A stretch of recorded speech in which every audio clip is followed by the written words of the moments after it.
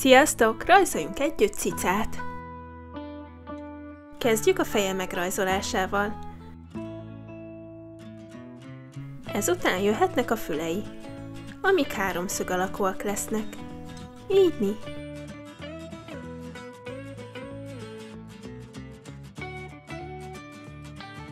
Folytassuk az orrával és a szájával. Rajzoljuk meg a szemeit, 2 ovális lesz. Rajzoljunk beléjük 2-2 kört. Majd az oválist színezzük ki.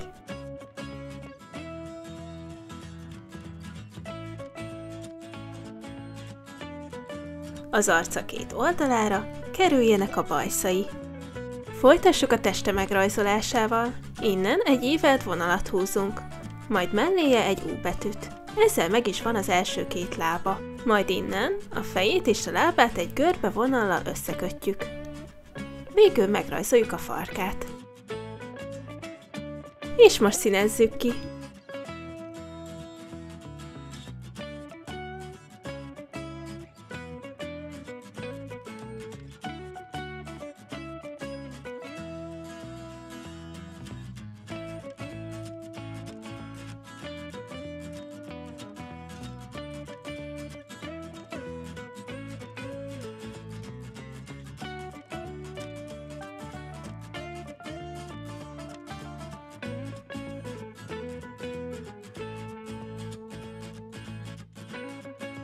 Elkészültünk, ha tetszett, dobj egy lájkot és iratkozz fel a csatornára.